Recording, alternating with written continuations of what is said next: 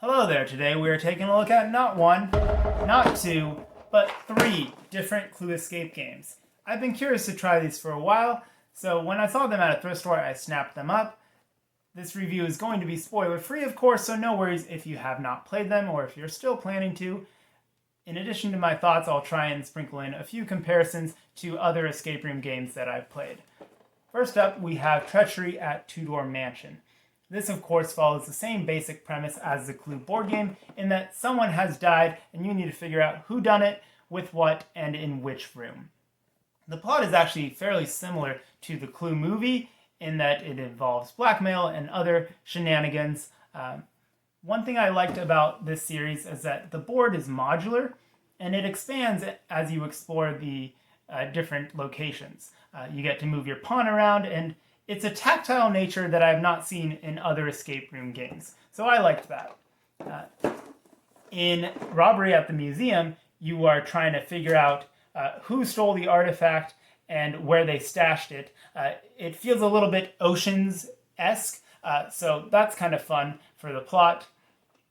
And one of the things that's in all three of these is there's a hidden object that you need to physically manipulate to solve some of the clues.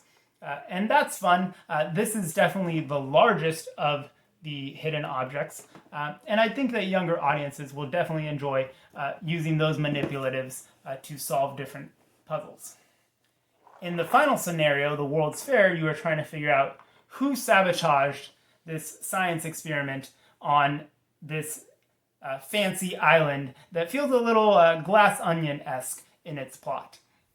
And that's about as much as I can give without spoiling things. In fact, the back of the box actually spoils a lot more than this review, so that's kind of silly. But one thing that you will notice if you play these games is that the puzzles are relatively straightforward. This is neither a pro nor a con, just an observation, but you are almost always working on one puzzle at a time, trying to figure out a number to reveal a card. A little similar to Unlock, but it's distinct enough that I think it fits a different purpose. Another nice thing is that all of the cards tell you exactly what you need to solve that puzzle. So you're never stuck sitting there wondering if you have all the information or if there's a red herring. It's relatively straightforward. Now, what are my final thoughts for this Clue Escape series? Well, I enjoyed them, but again, they are definitely a simpler escape room style game. I believe that the most difficult is 3 out of 5.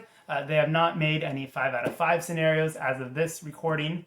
And it's not quite a my first escape room, but it definitely is catered towards a more casual audience that is probably more accustomed to playing a game like Clue than something of a hobby gamer.